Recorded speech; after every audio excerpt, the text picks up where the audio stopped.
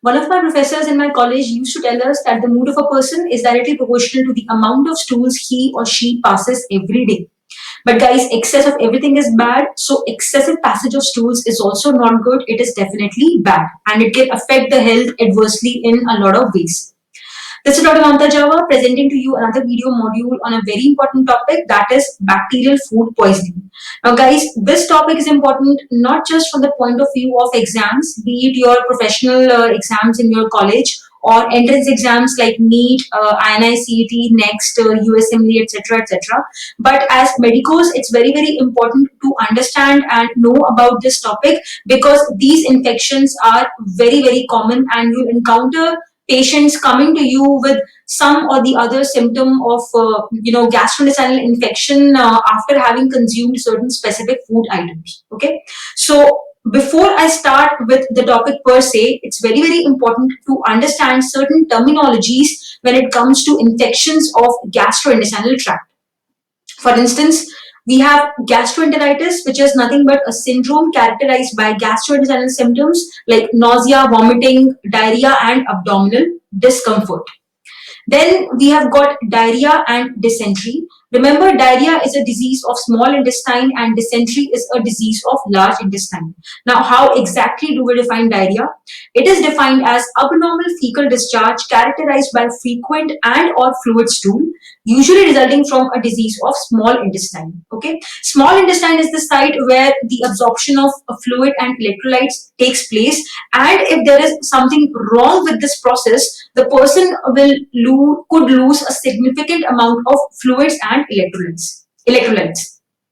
Then we've got dysentery, which, as I said, is a disease of the large intestine. Now, dysentery is an inflammatory disorder of the gastrointestinal tract, and it is often associated with the presence of blood and pus in the feces. And very often, the patient also complains of other symptoms like pain, fever, cramps, usually resulting from the disease of large intestine. Okay, so we have got gastroenteritis, diarrhea, dysentery, and what if both small as well as large intestine are involved? Then we refer to it as enterocolitis. Now, the title of today's video is bacterial food poisoning. Food poisoning is not a very proper term or an appropriate term. A better phrase would be food associated infection, but we do not use it that often. Okay, because food directly is not poisonous, it is the contents of the food which actually are going to act as the villain or the culprit or the poison. Okay, so infection associated with consumption of contaminated food is referred to as food poisoning, but as I said, food associated infection is a better term. Now, food itself is not poisonous per se. It is, as I said, the contents of the food. Now, these contents could be the toxins elaborated by certain infectious agents like bacteria, or in other cases, the etiology could be non-infectious also. For instance, a certain kind of heavy metals, which when present in the food and when such food is consumed could lead to a wide variety of symptoms pertaining to the gastrointestinal tract infection. Now, as far as bacterial food poisoning is concerned, I'm going to tell you the names of important bacteria and the food items with which they are, associated, and the incubation period pertaining to these bacteria. And with all this knowledge, you will be able to solve clinical vignettes on bacterial food poisoning. So, guys, broadly, there are three categories of incubation period which you need to remember. The first one is incubation period 1 to 6 hours. The second category is incubation period 8 to 16 hours. And the third category is incubation period more than 16 hours. Okay. So suppose a patient comes to you with, say, with a complaint of vomiting after having eaten something maybe 3 hours back. Okay, so the incubation period belongs to the range 1 to 6 hours. Remember, in cricket, one over has got minimum one ball and maximum six balls, so it's easy to remember the very first incubation period range as 1 to 6 hours. Okay, so as I said, if a patient is coming to you with vomiting more often than diarrhea, and the patient is presenting to you within 1 to 6 hours of consuming certain food item, then you need to remember two important bacteria which could be the villain or the culprit in this case, that is Staphylococcus aureus and Bacillus cereus. Okay, now next, you need to know about the food items which have been consumed by the patient. So history taking is becomes very important. Now, as you can see on the screen over here, you can see some blue circles. What are these? These are nothing but cocci. 1 microns. Remember, imagine there are 1 microns in diameter, and these are spherical cocci. Now, guys, all cocci are not spherical. We have got non-spherical cocci also, but when we say the term cocci, we usually refer to spherical bacteria. So we can see these bacteria which are blue in color. Remember, blue is the color of positivity. So on gram stain, whatever blue things you will see, they are going to be referred to as gram positive. So we can see over here a bunch of bacteria looking like bunch of grapes. They are gram positive. Remember the size 1 microns in diameter, and you can see this bunch of grapes appearance because these bacteria divide in 3 planes. Which important bacterial genus I am referring to? I am referring to the genus Staphylococcus. Okay, and Staphylococcus aureus is the most important pathogen in the genus Staphylococcus, which you need to remember. Remember A for aureus, A for A1. Staphylococcus aureus has been blessed by God with a lot of virulence factors, with the help of which it can cause several diseases, and such important disease is food poisoning. Okay, so as I said, Staph aureus is a cause of food poisoning, and which all food items is it associated with? Now, we'll go clockwise in this slide. Now, I would request all of you to take a piece of paper or a notebook and keep jotting down all these points, because each and every slide in this video is very important. So, what you can see over here, you can see a piece of meat, and what is this? This is nothing but smoked meat or salted meat derived from the legs of a pig. Now, what is this food item I am referring to? It is nothing but ham. Then we have got poultry. We have got exotic food like mayonnaise and creams and pastries. Imagine you are celebrating something, you are very happy, so you are having the craving to have cream, pastries, and mayonnaise. And you would also want to order salad, and not just a routine boring salad. You would want to have a rich salad, that is egg and potato salad. Okay, so guys, all these food items are associated, if suppose they're having the toxins elaborated by Staph aureus, they can lead to the symptomatology of vomiting more commonly than diarrhea, and we then are going to club this case as a case of Staphylococcus aureus food poisoning. Okay. Now, a very important fact to be remembered over here is who is actually causing food poisoning. It is not the bacteria directly, it is rather the toxins elaborated by Staphylococcus aureus. Now, these toxins are known as enterotoxins. Please do not get confused between enterotoxins and endotoxins. Remember, Staph aureus is a gram-positive organism. It is not going to have endotoxin. Endotoxin is a part and parcel of the structure of gram-negative organisms. I already did a separate video on endotoxin. I'll also share the link of that video in the description of this video as well. Do check it out. Okay, so enterotoxins means what? Entero means intestine. So enterotoxins are examples of exotoxins which are going to act on the intestine. Okay, and the unique feature of Staphylococcus aureus enterotoxins is that they are exquisitely heat stable. Exquisitely heat stable. Okay, so you know how exactly is this food poisoning going to happen? Now, remember, Staph aureus, even though it's a pathogen, it is also present in 20 to 40% of the population as a carrier on the skin and in the anterior nerves. Remember, the most common site of carriage of Staph aureus is anterior nerves, and the second most common site is skin.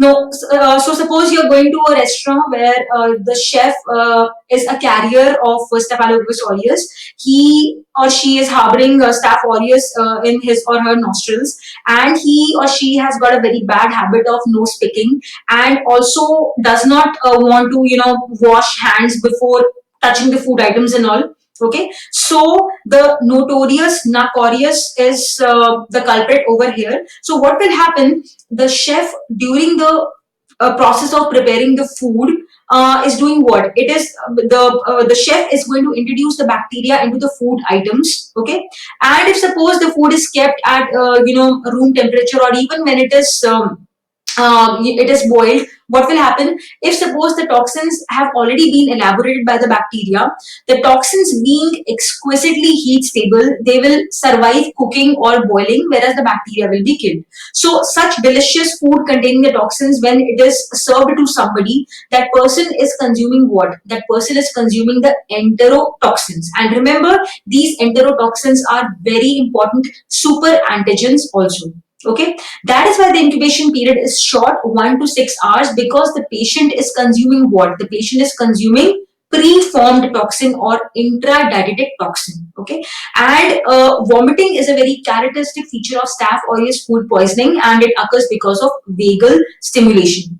The good thing about this disease is that it is self-limiting. You need not give any antibiotics, because anyways bacteria are not the villain in this case, it is the toxin. But you also need not give any antitoxin as well, because the illness is self-limiting. The patient will be all right in 3 to 5 days. Okay, and similarly, as I gave the example of a chef who is having the bad habit of nose picking, there could be another person who is harboring a Staph aureus on his or her hands, and the person does not take care of personal hygiene. The person does not wash hands properly before preparing food and all. That in that case also, the organisms, the Staph aureus present on the hands, will be introduced into the food, and it is a possibility that the organisms start producing the toxins. So, and when the food is cooked again, the organisms will be killed, but the toxin will not be destroyed. Okay, so this is one very important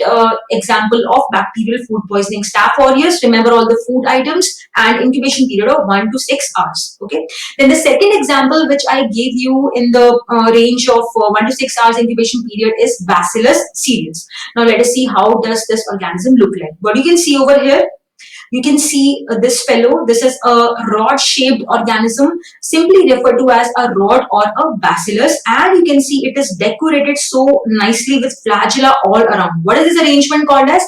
Peritrichous flagella. Peritrichous term comes from where? Peri means perimeter. Perimeter means all around. Okay. Trichous means what? Hair-like. Flagellae, just like hair, they are very, very thin, slender structures emanating from the surface of certain bacteria, and are responsible for motility of those bacteria. Okay, so we have Bacillus cereus with us, which is decorated with these peritrichous flagella, meaning to say it is motile. Okay, it is motile. Now, Bacillus cereus or B cereus is telling you all to chill, take a chill pill.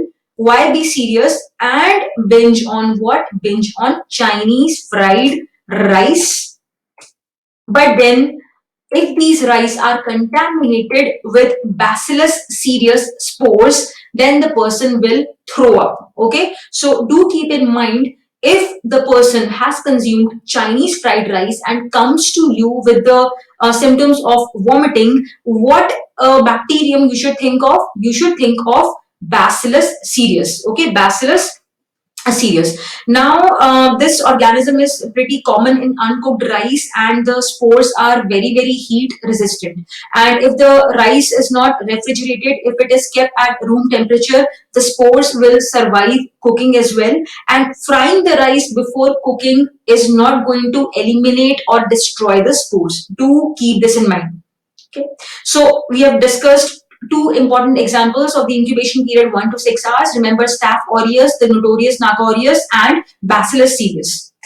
Then the second category of incubation period, which all of you should remember, is the incubation period in the range of 8 to 16 hours. Okay.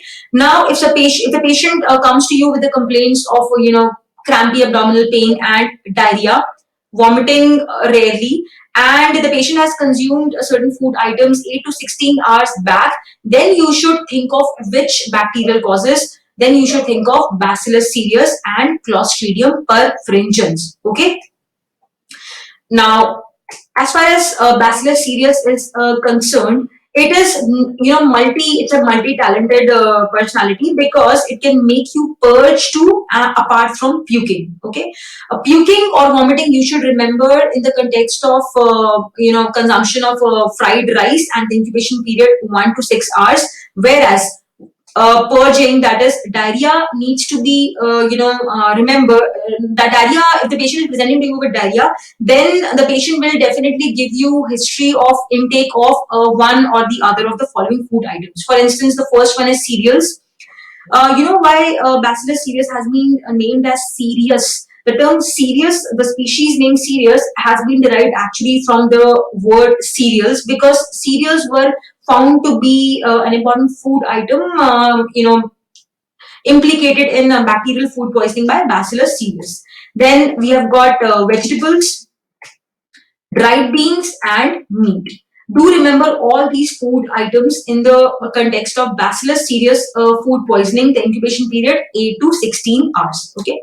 Now, over here, I also would like to point out that the food poisoning by Bacillus cereus, there we can broadly categorize into two types: the emetic type, that is where vomiting is more common, and the diarrheal type. Now, in case of the emetic variety of Bacillus cereus food poisoning, the culprit or the villain are again a kind of toxins which are very similar to the Staphylococcus aureus enterotoxins, which I already have explained. And in this kind of food poisoning, where Bacillus cereus is going to make the patient purge, in this case, the culprit also are another kind of toxins which are very similar to the labile toxins produced by enterotoxigenic E. coli. Okay, remember LT of ETEC, that is labile toxin of enterotoxigenic E. coli.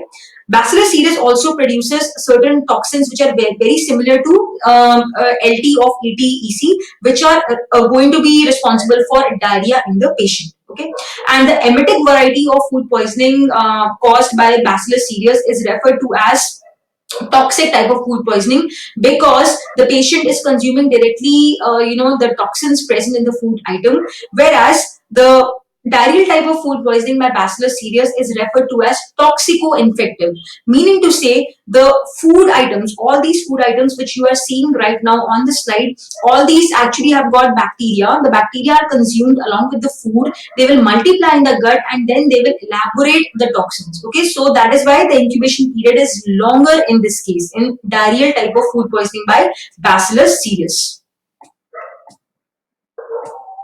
Now, the second example of the bacterium which you need to remember in the context of 8 to 16 hours incubation period is what? Is this fellow. As you can see, this again is a rod. Okay, I have not drawn flagella, so remember it is non-motile, and I have drawn an unstained area over here, which is oval and subterminal in location. These are nothing but these spores. Remember, the spores are structures which are not stained on gram stain. So this picture is that of Clostridium perfringens, also known as Clostridium welchii. Remember, it is non-motile, whereas other members of genus Clostridium are motile by Peritrichus flagella.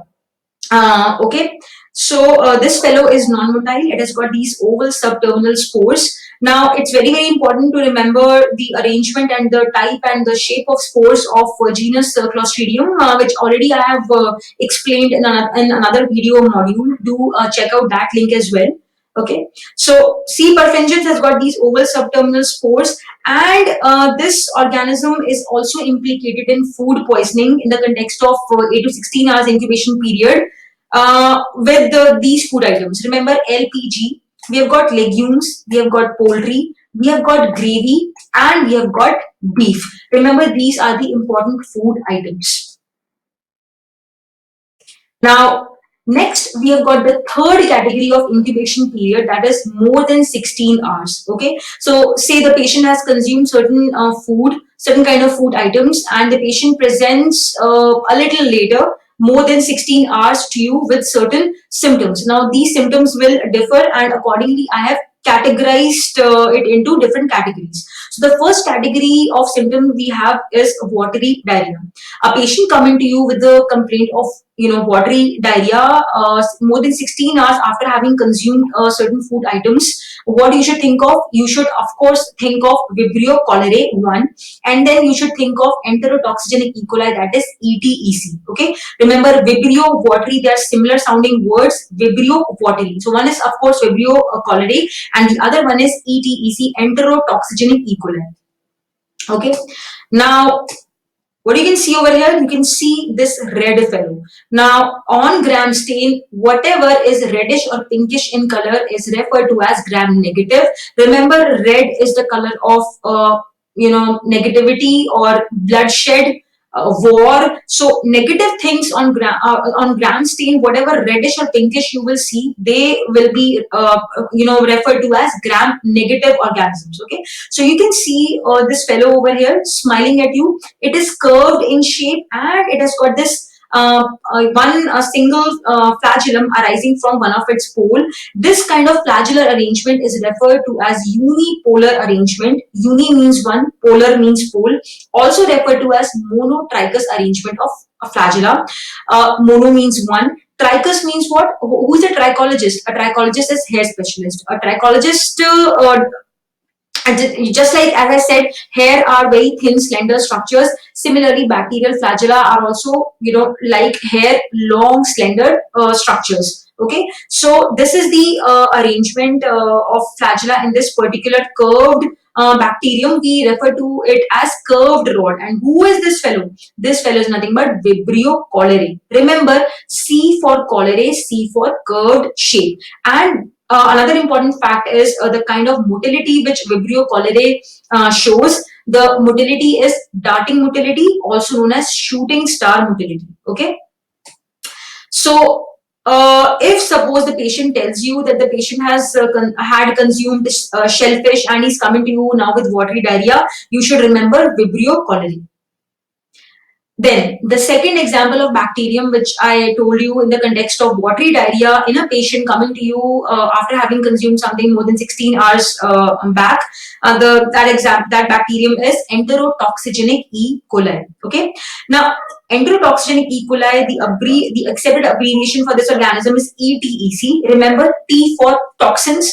This organism produces two kinds of toxins. One is the labile toxin and the other one is stable toxin. Now this lability or stability is in reference to what? It is in reference to heat.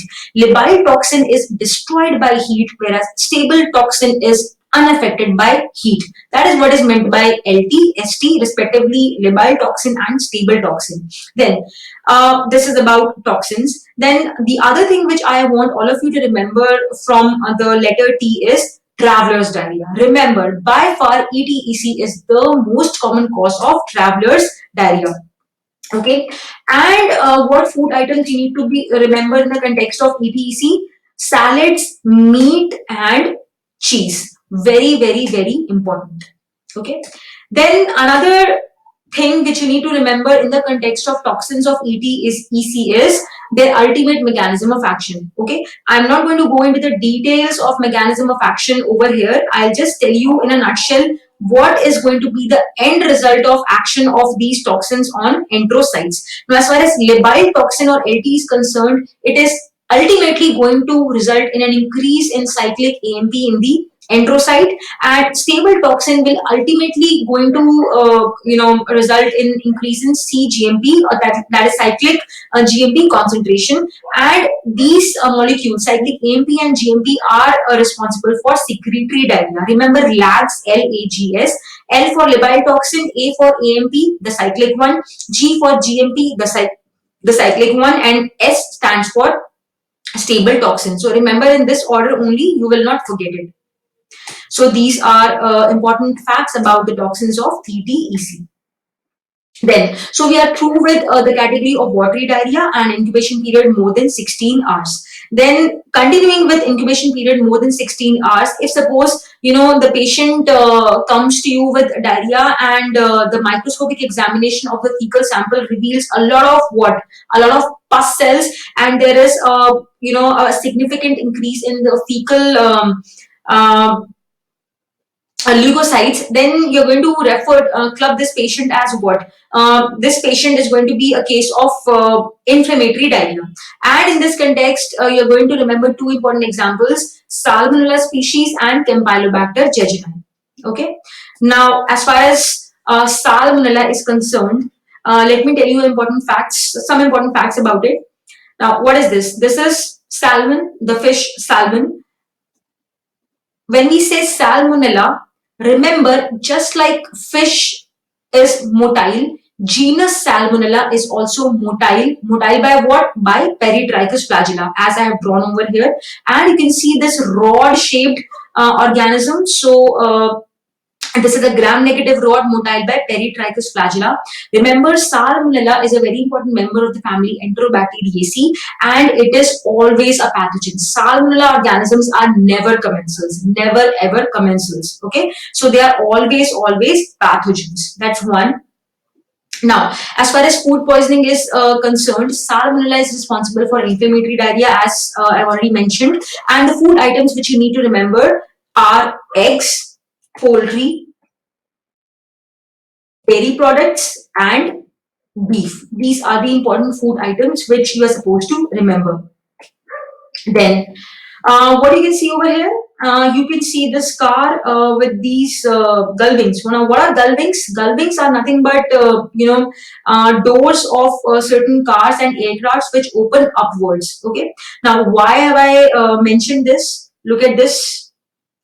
This is another gram-negative organism. You can see it is also looking like a gull-wing, and books also have described it as double S shaped or a spiral shaped, and this fellow is motile by a unipolar flagellum. What am I referring to? I'm referring to Campylobacter jejuni, okay, which is the second example of the bacterium which causes inflammatory diarrhea. The category of incubation period, remember, more than 16 hours. Okay, and the food items which you need to remember in this case are poultry and raw milk. Okay, now over here also I would like to point out that in case of C. jejuni, the inflammatory diarrhea could complicate into a frank presence of blood in the stools, that is dysentery as well. Now, next we have what? Next we have got again incubation period more than 16 hours, and this time the patient is coming to you with what? Bloody diarrhea. Okay, presence of blood in the stools. Okay, that is a case of dysentery or bloody diarrhea. And the important organisms which you need to remember are these: enterohemorrhagic E. coli, Shigella species, and Vibrio parahemolyticus. Okay, these are the important examples. Now, who is this fellow? As you must have understood by now, this is red in color, so it's gram-negative. The shape is rod or bacillus, so it's a gram-negative rod, nicely motile by Peritrichus flagella, and this fellow is very, very proud. Okay, it's wearing nice goggles, gazing at you. And who is this fellow? This is an enterohemorrhagic E. coli, that is EHEC. The exhibit short form is EHEC. Now, from H, I want you all to remember two important terms. One is hemorrhagic colitis and the other one is hemolytic uremic syndrome, both of which are associated with this organism. Now, guys, this organism also causes bloody diarrhea, and there is so much of blood production that we refer to it as hemorrhagic colitis. But a very important feature of this hemorrhagic colitis is that fever is absent in this case. Okay, usually in cases of dysentery, the patient mostly has fever, but in this case fever is characteristically absent. And one more H which I want all of you to remember is hamburger, specifically the beef hamburger. So that is why history taking becomes very, very important. Again, another H, that is history taking. So what are food items are implicated in case of EHEC? We have got firstly the ground beef. Now, ground beef is what? Ground beef is nothing but beef which has been chopped with the help of a chopper, a minced chopper or a knife. Okay, it's very famous in England. And of course, beef hamburger, you can never forget. That's why I've used a separate color to highlight it. Then what is this? Apart from ground beef, we have got roasted beef also. Okay, so getting roasted is no fun. So remember the ground beef, the roasted beef, beef hamburger. And salami. Salami is a special kind of sausage which is very famous in England. Okay. Now the list does not end here. As far as EHEC is concerned, now I've deliberately drawn goggles over here because the list of food items is taking up 2 slides. Okay, so it's a very proud fellow because it is more dangerous. It can make the patient land into hemolytic uremic syndrome also. Okay, so the story does not end with beef and salami. The story is going to be carried forward with some other food items, specifically certain drinks. For instance, apple juice. Okay, you gulp it down, and if the apple juice has got EHEC, it shall paint your pot red. Then of course the raw milk, and you need to also remember one more food item, that is raw vegetables. So this was about EHEC. Now, who is this fellow? This fellow is again a gram-negative fellow, rod or bacillus in shape. So it's a gram-negative rod, but I've not drawn flagella, so it is non-motile. Okay. So this fellow is telling you, well, I can't walk, but I do cause bloodshed in shit. Who is this fellow? This is nothing but Shigella. Now, in the context of Shigella, remember it is referred to as the most important organism of bacillary dysentery. It's a bacillus, and it specifically causes the disease dysentery, and we refer to it as bacillary dysentery. So we have got egg and potato salad in this case, and we have got raw vegetables, and we have got lettuce. So these are the important food items you need to remember in case of Shigella. Then next we have got what? Vibrio parahemolyticus. Now with this diagram only, many important things you can keep in mind. For instance, it is again curved. It's a curved gram-negative rod, and it takes up the stain more nicely at the ends. This is referred to as bipolar staining or safety pin appearance. Then it has got this capsule. This is very, very important. It's a capsulated organism, and it is motile by peritrichous flagella. But remember, unlike Vibrio cholerae, which shows darting motility, this organism does not show darting motility. Okay, and which eatables you need to remember in the context of Vibrio parahemolyticus. You need to remember mollusks and crustaceans. I shall hurt your gut to produce blood. Okay, and lastly, I've got one more bacterium which does not belong to the three categories of incubation period, 1 to 6, 8 to 16, or more than 16. This is because this particular bacterium causes food poisoning in the context of incubation period, which could go up to 48 hours. Okay, 48 hours. Now, what organism I'm referring to? I'm referring to Listeria monocytogenes. Okay, you can see this girl. She's praying to a Lord, oh dear Lord, please fulfill my wish list. List should help you remember Listeria monocytogenes. It's a gram-positive organism. That's why I have written list in blue color. And all these food items you should keep in mind in the context of food poisoning caused by Listeria monocytogenes. That is soft cheese, delicacy meat, milk, cold salad, and hot dog. So basically, especially milk and milk products like soft cheese. Soft cheese is very, very important. Most of the questions I have mentioned milk and soft cheese. Okay, in the context of Listeria food poisoning. And in this case, remember these important clinical features: fever, headache, diarrhea, and constitutional symptoms. Okay. So this is about this video module. I hope you liked the video. Any kind of feedback is welcome. I'm looking forward to your comments in the comment section. Do let me know if you have any other topic which you find difficult. I'll try my best to simplify it for all of you. You can follow me on Instagram, my Facebook academic page, Dr. Mamta Java, and my Telegram group and channel for doubt solving, and also Twitter for more updates on microbiology and immunology. Please like, share, and subscribe to this channel. It gives me motivation to work harder, and please hit the bell notification, the bell icon also for notification about my future videos. Thank you everyone. Study well. God bless.